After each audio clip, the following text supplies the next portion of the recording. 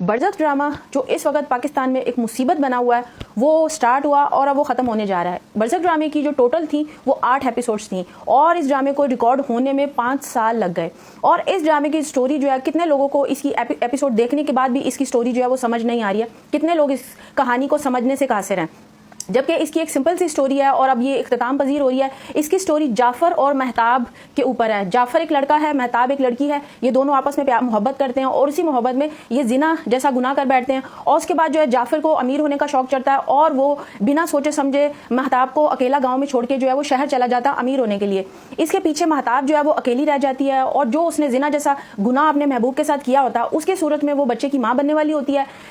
जाफ़र के गाँव से जाने के बाद उसे काफ़ी अरसे के बाद ये बात पता चलती है कि वो माँ बनने वाली है। अब वो अपने आप को एक कमरे में छुपा लेती है। जाफ़र का जो भाई होता है, जो अब इस ड्रामे में नंबरदार का किरदार अदा कर रहा है, साजिद हसन, वो जो है उस वक्त 12 साल का होता है। तो महताब जो है वो उससे रब्ता करती है और उसको जो है वो ख़त देती है कि तुम मेरी तरफ से ये ख़त जो है वो जाफ़र को शहर भेज दो। लेकिन जो है वो उसका जो जाफ़र का भाई होता है वो ख़त जो है शहर जाफ़र के पास नहीं भेजता, वो छुपाता रहता है। और उसके बाद वो खिड़की से अंदर झांक कर ये देख लेता है कि महताब जो है वो प्रेग्नेंट है और ये मेरे भाई का बच्चा है। उसके बाद वो जो ख़त होते हैं, जाफ़र का भाई जो होता है वो ख़त जाके गांव के बुजुर्गों को दिखा देता है और गांव के बुजुर्ग ये फैसला करते हैं कि हमें ये हराम का बच्चा जो है अपने गांव में नहीं पैदा होने देना, हमारे जो है वो गांव पे अजाब आ जाएगा। इस तरह की बातें करके वो लोग जिरगा ये फैसला करता है कि हमें महताब को मार देना चाहिए। अब जाफ़र का भाई जो है वो महताब को जाके जो है वो बताता है कि तुम्हें सब लोग मारने के लिए आ रहे हैं। और उसके बाद महताब जो है वो घर से भाग जाती है और वो भाग के किसी दरख्त के जो है वो पास छुप जाती है। और उसके बाद जाफ़र का छोटा भाई उसको देख लेता है और वो उसके सामने मिन्नत समाजत करती है कि मुझे जाने दो। लेकिन जाफ़र का भाई जो है वो सारे गाँव वालों को बुला लेता है और आखिर सारे गांव वाले जो है वो महताब को मार देते हैं। महताब जो है वो वहीं पे मर जाती है, वो प्रेग्नेंट होती है, वहीं मर जाती है। अब महताब के मरने के बाद जो है ये होता है कि गांव पे अजाब आना शुरू हो जाते हैं। जिन बुजुर्गों ने महताब को मारने का फैसला दिया होता है वो सारे के सारे बुजुर्ग एक ही रात में मर जाते हैं। और उसके बाद उस गाँव में जितनी भी प्रेग्नेंट खवातीन होती हैं वो जो है मरने लगती हैं, उनके बच्चे मरने लगते हैं, जितने लोगों की बच्चियाँ होती हैं वो मरने लग जाती हैं। इसी उसमें इसकी ड्रामे की जो सारी स्टोरी है, उसके बाद जो है वो जो जाफ़र है जब वो शहर से वापस आता है और उसको ये बात पता चलती है कि जो है महताब मर चुकी है, तो उसको स्टार्ट में ये बात नहीं पता होती कि महताब जो है वो प्रेग्नेंट थी। तो ये सारा का सारा ड्रामा महताब के और जाफ़र की मोहब्बत के ऊपर है।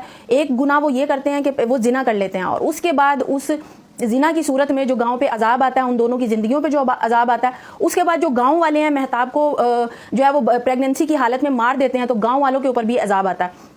और इसी उसमें जो उसकी जो रूह होती है वो पूरे गांव में भटकने लगती है।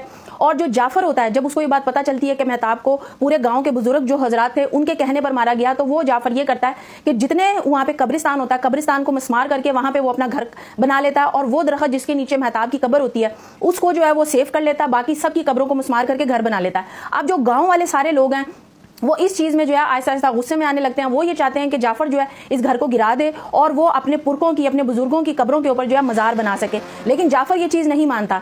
तो इसी सारी स्टोरी के ऊपर जो है ये कहानी है। जाफ़र जो है वो इस गुस्से में कि मैं गांव वापस आया और महताब मर चुकी, वो उसकी ज़िंदगी में 2 औरतें आती हैं, वो उनके साथ भी बहुत बुरा सलूक करता है। उसके बाद उसके 2 बच्चे होते हैं, वो उनके साथ भी बहुत बुरा सलूक करता है। अब ये ड्रामा जो है वो एंड की तरफ जा रहा है। तो इसका एंड अब ये होने वाला है कि जाफ़र जो है अपना घर जो है वो तोड़ने के लिए राज़ी हो जाएगा। उसके बाद जो है, क्योंकि महताब जो है वो पूरे गांव वालों से अपना बदला ले चुकी है, उसने गांव के कितने लोगों को मार दिया और कितनी खवातीन को मार दिया, तो महताब अपना बदला ले चुकी है। महताब के घर में जो बच्ची पैदा होती है वो उसकी रूह जो है वो वापस दुनिया में आके गाँव के एक घर के अंदर जो है वो छोड़ जाती है और वो बच्ची बड़ी होकर सनम सईद का किरदार है, जो जाफ़र के पास ही फिर पलती बढ़ती है। और उसके बाद काफ़ी सालों के बाद जाफ़र को ये बात पता चलता है कि ये वो बच्ची है जो मेरी और महताब की थी।